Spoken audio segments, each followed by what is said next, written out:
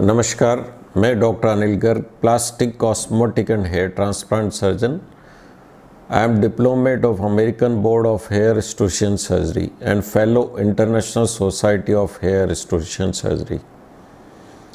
एक क्वेश्चन में से पूछा गया है कि क्या डिप्रेशन से या स्ट्रेस से, तनाव से हेयर फॉल बढ़ सकता है?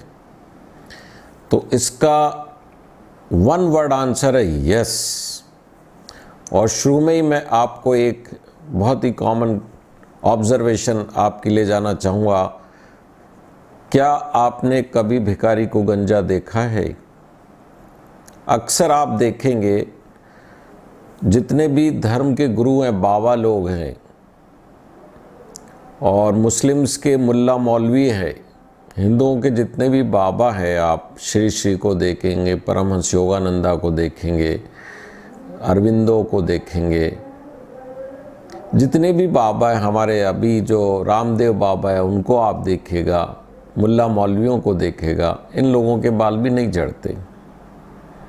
ऐसी आप देखेंगे आदिवासी पॉपुलेशन या लेबर क्लास है, उनके बाल भी नहीं झड़ते।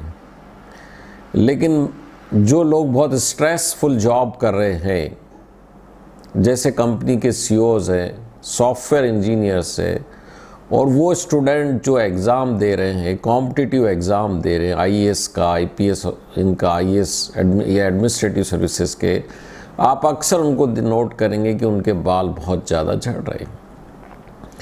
तो तनाव या डिप्रेशन एक बालों के झड़ने का एक महत्वपूर्ण कारण है, लेकिन यही एक अकेला कारण नहीं है, क्योंकि कुछ केसेस आपको ऐसे भी मिलेंगे जिसमें दो भाई हैं, एक भाई के बाल चले गए, एक भाई के बाल नहीं गिरे। दो महत्वपूर्ण कारण हैं पुरुषों में बाल गिरने के, मेल हार्मोन और आनुवांशिक कारण। ये दो जेनेटिकली जो प्रीडिस्पोज हेयर फॉलिकल है, जिनमें जीन से गिरने का वो लायबल बन जाती है, ससेप्टेबल बन जाती है। इसको आप ऐसे भी समझ सकते हैं कि कोई मकान कमजोरी बना हुआ है, यदि आंधी तूफान नहीं आता है, उसकी केयर होती रहती तो गिरता नहीं है। लेकिन यदि कमज़ोर बना हुआ है, आंधी तूफान आ जाता है और उसकी केयर नहीं होती तो और जल्दी गिर जाता है।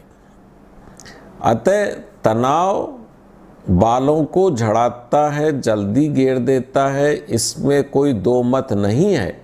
लेकिन अन्य कारण जो मैंने बताए, दो मुख्य कारण, मेल हार्मोन और जेनेटिक, उनका मेजर कंट्रीब्यूशन रहता है।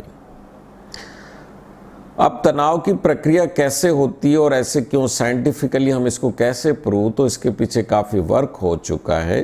तनाव के अंदर, हमारे शरीर के अंदर बहुत सारे केमिकल चेंजेस होते हैं। ब्रेन से रिलेशन होता है हमारा हाइपोथैलेमस पिट्यूटरी एक्सिस होता है। हाइपोथैलेमस पिट्यूटरी एक्शन से हमारा रिलेशंस होता है। जो हाइपोथैलेमस है और पिट्यूटरी ग्लैंड है, जिसको कि ग्लैंड्स का राजा कहा जाता है, उनके ऊपर ब्रेन से सिग्नल मिलते हैं स्ट्रेस से, और उनमें एक्टिवेशन होता है, और एक्टिवेशन होने के कारण हमारे शरीर में कई अन्य केमिकल रिलीज होते हैं। तनाव या डिप्रेशन के कारण एक मुख्य सब्सटेंस नर्व्स की एंडिंग में सीक्रेट होता है, जिसको बोलते हैं सब्सटेंस पी, या नर्व फैक्टर्स भी बोलते हैं उसको। वो नर्व फैक्टर जो बाल बनाने की प्रक्रिया है, देखिए बाल कहाँ बनता है, बाल की जड़ में बनता है, जिसको हम हेयर फॉलिकल फॉर्मिंग या हेयर फॉर्मिंग फैक्ट्री का रूप दे सकते हैं। उसके अंदर नीचे एक डर्मल पेपिला होते हैं, या जिसको हम मेन फैक्ट्री का मेन प्रोडक्शन हाउस बोल सकते हैं, जिसके अंदर बहुत ही डेलिकेट सेल्स होती है, डर्मल पेपिलरी सेल्स होती है। वो सेल्स कई प्रकार के, उनको सिग्नल्स मिलते हैं, उस सिग्नल्स के बेस पे रैपिडली डिवाइड होकर के बाल का निर्माण करती है। इसको संकेत हमारे शरीर से मिलते हैं, पॉजिटिव संकेत भी और नेगेटिव संकेत भी। पॉजिटिव संकेत मिलने पे बालों की जड़ों का निर्माण होता है, और नेगेटिव सिग्नल मिलने से डर्मल पेपिला में नंबर ऑफ सेल्स कम हो जाती है, तो जो बाल बनाती है वो पतले बाल बनाती है। स्ट्रेस होता है तो नर्व एंडिंग से सब्सटेंस पी रिलीज होता है। Substance P early apoptosis. Apoptosis एक वो प्रक्रिया है जिसके अंदर सेल जल्दी मर जाते हैं। सेल मरने की प्रक्रिया को एपोप्टोसिस बोलते हैं। तो एपोप्टोसिस तो ऐसे केमिकल साइटोकाइनिन्स रिलीज करता है सब्सटेंस पी। वो साइटोकाइनिन्स नेगेटिव सिग्नल देते हैं डर्मल पेपिला को, और डर्मल पेपिला में नेगेटिव सिग्नल मिलने के कारण जो रैपिडली डिवाइडिंग प्रवृत्ति होती है वो घट जाती है और number of cells in dermal papilla कम हो जाती है। तो ये एक पूरी चेन ऑफ रिएक्शंस है। ये मैंने आपको ये बताना इसलिए उचित समझा क्योंकि हर व्यक्ति हर वक्त यही कहता रहता है यार स्ट्रेस से होता है नहीं होता है। मैंने साइंटिफिक रीज़न बताया आपको। स्ट्रेस से सब्सटेंस पी रिलीज होता है। सब्सटेंस पी बालों की जड़ों पे डायरेक्टली नेगेटिव इन्फ्लुएंस करता है और बाल निर्माण करने की प्रक्रिया को रोक देता है और वहाँ के सेल्स को मारता है। अर्ली डेथ एपोप्टोसिस करता है, इसलिए बाल निर्माण की प्रक्रिया धीमी हो जाती है, रुक जाती है या बंद हो जाती है।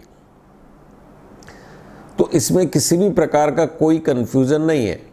इसलिए मैंने आपको सबसे पहले वो कारण उन लोगों की एक कॉमन ऑब्जर्वेशन बताई है।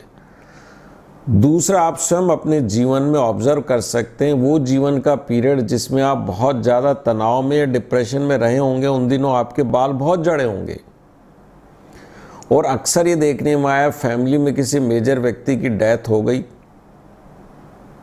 आपका प्रिय व्यक्ति चला गया, या एक्सीडेंट हो गया, या व्यापार में घाटा लग गया, या एग्ज़ाम में आप पास नहीं हो पाए, तो वो स्ट्रेस ऐसा होता है कि वो स्ट्रेस ठीक हो जाता है फिर भी बाल नहीं आते। तो ये सारी ऑब्जर्वेशन है वो मैंने आपको बताई, अन्य लोगों का बताया और वैज्ञानिक आधार बताया। अतः आपको स्ट्रेस मैनेज करना सीखना है, रेगुलर एक्सरसाइज करनी है। कोई भी तनाव आए तो उसका आंसर ये देना है कि भाई सब ठीक हो जाएगा। कभी भी बुरा वक्त परमानेंटली नहीं रहता है। व्यक्ति वो सक्सेसफुल होता है जो बुरे वक्त का भी उपयोग कर ले। मैं बहुत कॉमन एग्जांपल देता हूँ अमिताभ बच्चन और राजेश खन्ना का। दोनों टॉप पे थे, दोनों बैड फेज आए। राजेश खन्ना जी उस बैड फेज को फेस नहीं कर पाए और सिंक हो गए। अमिताभ बच्चन ने भी उस बैड फेस को फेस किया, मजबूती से उसका सामना किया और जीत करके वापस ऊपर आ गए। अतः दोस्तों, कभी भी बुरा समय परमानेंट नहीं होता है। ये आपको मन को समझाना है और उससे स्ट्रेस से या डिप्रेशन से अपने आप को जीतना है। आपके बाल भी रुकेंगे और आपका जीवन भी सफल चलेगा। सबसे सिंपल एक्सरसाइज स्ट्रेस को मैनेज करने की है। Number 1, all is going to be well. Number 2, regular exercises. Number 3, जब भी मन खराब हो रहा है हंसिएगा, ठंडा पानी पीजिएगा, अपने अच्छे दोस्तों को फ़ोन लगाइएगा, उनसे बात करिएगा और जीवन में जो जो अच्छी घटनाएं हुई है आपके साथ में उनको याद करिएगा। अपने ट्रैवल के फोटोग्राफ्स देखिएगा, पुराने अच्छे क्वालिटी के फोटोग्राफ देखिएगा, आपका मन अच्छा होएगा। उस वक्त ऐसे लोगों से बात न करें जो नेगेटिव माइंड के हो। अतः दोस्तों, स्ट्रेस को मैनेज करिएगा। स्ट्रेस से बाल झड़ते हैं, इसमें कोई दो राय नहीं है। इस संबंध में आपको कोई और जानकारी चाहिए तो आप बहुत सारे पेपर्स हैं वो पढ़ सकते हैं। पबमेड पे आप जा कर के साइंटिफिक पेपर्स इस पे पढ़ सकते हैं, या आप हमें कॉल कर सकते हैं। जो मैंने नंबर दिया 9144 वाला, आप उस पर कॉल कर सकते हैं, व्हाट्सएप कर सकते हैं। नमस्कार, थैंक यू।